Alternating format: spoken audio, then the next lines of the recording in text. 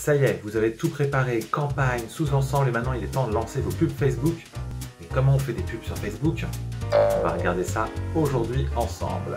Bonjour à tous, je suis Rémi Perla, fondateur de la startup Epopia, et aujourd'hui focus sur le troisième étage de la logique Facebook, campagne sous-ensemble publicité. On va regarder ces publicités Facebook, comment on les fait, qu'est-ce qu'il y a comme option dedans. Alors je vous rappelle, une campagne c'est pourquoi on fait des pubs, quel objectif. Le sous-ensemble c'est qui on vise, et notamment avec derrière l'outil audience qu'on a aussi vu dans une vidéo qui est vraiment l'outil le plus puissant de Facebook. Et puis à la fin, il y a la publicité, comment est-ce qu'on convainc, sous quel format, avec quel discours. Et là aussi, il y a des outils proposés par Facebook pour le faire. Alors, je partage mon écran. Donc là, on est dans mon Facebook Manager chez Epopia. Alors, je vais prendre par exemple la campagne de split test d'acquisition. Donc, c'est une campagne d'acquisition. Le but, c'est que les gens achètent. Dedans, j'ai plusieurs sous-ensembles. On va prendre un sous-ensemble 1%, par exemple celui-là. Et dedans, j'ai retrouvé cette fois une collection de publicités. Donc j'ai plusieurs publicités, certaines sont même en vidéo, d'autres sont des images, d'autres peuvent être des carousels, il y a différentes choses. Et pour chacune de ces publicités, je vais retrouver le budget et leur taux de conversion, le nombre de clics, combien de fois elles ont été imprimées, combien de fois elles ont été vues, quel argent elles ont généré par des ventes, combien de fois elles ont été cliquées, quel montant j'ai dépensé en tout, quel est leur ROI, donc ROS chez Facebook. Donc voilà, on peut voir un peu ce genre de choses, mais on peut aussi aller voir le nombre de partages, le nombre de commentaires. Enfin après, il y a beaucoup d'options qui sont proposées par Facebook dans l'affichage des stats. Et donc on va aller voir une publicité elle-même. On va voir par exemple celle-là qui est cool, qui est une pub vidéo. Et voilà, donc là, notre troisième écran. Donc ici, on retrouve là-haut la campagne, ici l'adset, donc le sous-ensemble. Voilà, c'est celui-là même là. Et ensuite, dedans, la liste des vidéos, dont celle sur laquelle on est. Et donc, dedans, il va y avoir... Pam, pam, pam, pam. Alors d'abord, on lui donne un nom. On lui donne un nom qui est explicite. Il va être branché, notre compte est normalement branché à notre page Facebook, à notre page Instagram. Sur celui-là, je ne sais pas pourquoi il n'y a pas notre page Instagram, notre compte Instagram de Epopia, mais bon, normalement, ça y est branché. Ensuite, on va configurer la publicité elle-même. Alors ça peut être une création, ça peut être quelque chose de dynamique. Donc Facebook vous propose, vous lui donnez des éléments graphiques et lui-même va proposer dynamiquement des publicités toutes faites. Magique si vous êtes joueur. Ou alors vous la créez vous-même. Donc là typiquement on a rentré nous-mêmes une vidéo à nous. Mais vous avez différents formats, vidéo, carousel, collection, il y a pas mal de choses différentes qui est proposées. Et à chaque fois, après, quand vous rentrez au fur et à mesure, Facebook, alors je vais déplacer ça là, Facebook vous propose des visuels, des prévisualisations de ce que ça va donner à la sortie. Donc vous avez, par exemple là, la version Facebook normale, mais vous allez pouvoir trouver plein d'autres versions selon où est-ce qu'il va s'afficher. Et à chaque fois que vous allez faire des modifications, ça va les modifier aussi ici, donc vous allez voir comment les choses vont évoluer. Si c'était une story par exemple, voilà, ça peut, comment ça s'afficherait. Et ensuite il y a la publicité elle-même, donc là on va aller mettre la vidéo, mais on va aussi aller y mettre tout ce qui va afficher autour. Alors typiquement on a plusieurs espaces de texte, par exemple là sur Facebook, on va avoir le texte au-dessus, on a le titre de la vidéo ici, on a le texte en dessous, mais on a aussi le lien qui est là, et on a le call to action. Tous ces éléments-là sont des éléments séparés à venir configurer. D'ailleurs le compte aussi là-haut, enfin tout se configure. Et donc on va aller voir le texte principal. Le texte principal c'est celui qui est en haut. Alors ensuite à partir du moment où vous voulez faire du texte, la règle c'est d'utiliser des règles de copywriting. Alors on va faire une vidéo sur le copywriting, tout là-haut, il y a un lien qui va s'afficher. Donc là typiquement vous pouvez faire du pass ou ce genre de choses. Et donc vous allez réfléchir ces textes pour qu'ils donnent chacun des informations qui scellent les unes les autres. Le but c'est pas de mettre 3 fois le même texte, ça c'est stupide.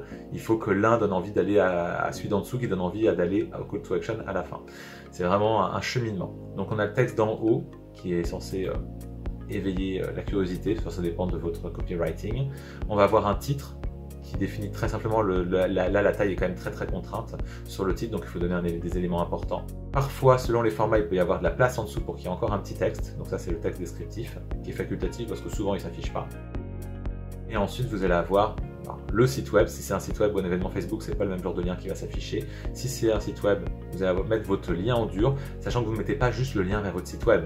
Vous mettez aussi des UTM. Alors, très important de mettre des UTM, ça va vous permettre ensuite dans vos outils de tracking et d'analyse, typiquement un Google Analytics. On va faire une vidéo sur Google Analytics que vous retrouvez tout là-haut.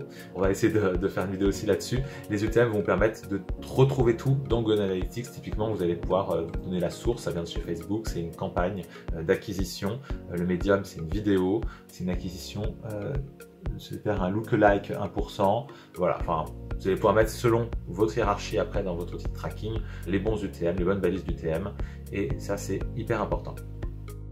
Ensuite, vous allez mettre, parce que vous n'avez pas affiché cet énorme truc sous votre pub. Donc, qu'est-ce qui doit s'afficher? Il faut quand même que c'est la même racine. Facebook n'aime pas si vous mettez autre chose. C'est pas faux non plus. Pas de fausse pub. Donc voilà, quel est le lien qui va s'afficher ici. Et puis après, choisissez un call to action. C'est hyper important quand vous faites une pub. Vous ne faites pas une pub pour le plaisir de faire une pub. Le but, c'est de les amener à une action. L'action, ça peut être de cliquer. L'action, ça peut être de regarder. L'action, ça peut être d'acheter. Et en tout cas, selon cette action, vous allez mettre un call to action qui correspond. Donc Facebook en propose plein, selon aussi ce que vous faites, si c'est télécharger, si c'est jouer, si c'est aller découvrir, si c'est réserver ou poser une date.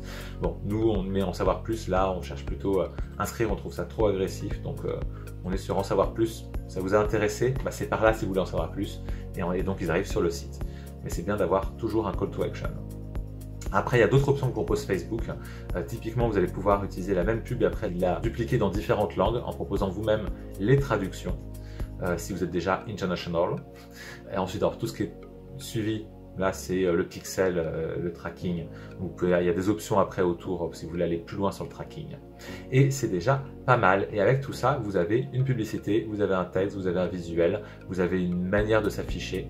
Et comme on l'a déjà vu avant dans le sous-ensemble, on a vu où elle s'affichait, on a vu le budget et comment il se dépensait, on a vu qui était visé. Dans la campagne, on a vu à quoi servait la campagne et quels étaient les objectifs principaux. Et avec ça, en fait, on a quelque chose de très construit et de très efficace. Ensuite, il n'y a plus qu'à laisser tourner Facebook et son algorithme qui va faire tourner les publicités. Si vous en avez fait plusieurs, il va lui-même les challenger et il va lui-même s'amuser en fait à mettre plus ou moins de budget sur les unes ou sur les autres. On ne peut pas définir un budget au niveau de la publicité. Ça, c'est quelque chose que Facebook ne nous laisse pas faire. Ah si, maintenant il nous laisse faire. Ok, alors je dis des bêtises. Vous pouvez mettre un budget au niveau de la publicité. Donc vous pouvez effectivement définir votre budget à ce niveau-là aussi. C'est à vous de voir à quel niveau de finesse que vous voulez. Est-ce que c'est au niveau de la pub, au niveau de l'audience, du sous-ensemble ou au niveau de la campagne que vous voulez aller jouer avec votre budget pour définir ce que vous voulez pousser le plus ou le moins. Voilà, et avec ça, et ben maintenant, vous êtes armé pour aller faire des super campagnes. Alors, petit tips en plus, parce qu'on est sympa, il y a 2-3 trucs en plus qui peuvent exister. Alors, si je retourne dans, par exemple, cette campagne, si je vais dans les 3 petits points là-haut, on peut définir des règles. Alors, on peut définir des règles à différents niveaux sur les campagnes, les adsets et tout ça. Et ces règles, ça va vous permettre aussi d'automatiser une partie de votre gestion de publicité. Typiquement, par exemple, vous dites... si jamais ça vend à mort, et que je suis pas là parce que je suis pas là pendant la journée, je suis en rendez-vous, j'aimerais bien que le budget il monte pour pas que ça se coupe. Vous pouvez définir des règles qui disent si le coût par résultat s'effondre ou si le montant des résultats sont bons, si le ROAS est élevé. Il y a pas mal de critères, hein, vraiment pas mal de critères.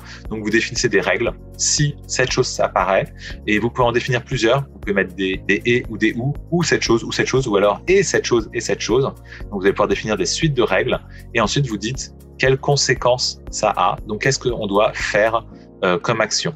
On désactive, on active, on envoie une notification. On peut faire pas mal de choses. Donc voilà, ça c'est vraiment un truc assez sympa pour jouer avec ces campagnes. Et après, ça dépend du niveau où vous êtes. Vous n'allez pas faire la même chose, mais typiquement, vous pouvez faire remonter les budgets, vous pouvez couper les campagnes automatiquement, vous pouvez faire des trucs assez sympas. Donc, ça vous permet vraiment de gérer au mieux votre campagne à la cool. Voilà, j'espère qu'avec tous ces éléments, alors vous avez bien vu toutes les vidéos sur comment on fait les audiences, comment on fait une campagne, comment on fait un sous-ensemble, comment on fait une publicité aujourd'hui. Donc maintenant, vous êtes vraiment armés pour aller tout défoncer sur Facebook. Donc c'est parti, allez faire vos premières campagnes et mettez-moi en commentaire si ça fonctionne pour vous. Et alors j'essaierai de vous aider si jamais vous avez des questions là-dessus. Partagez cette vidéo autour de vous avec tous ceux autour de vous qui ont besoin de faire des super campagnes sur Facebook.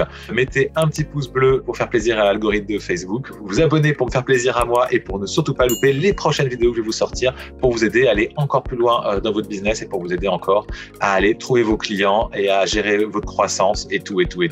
On va aller tout défoncer. C'est parti. Ciao!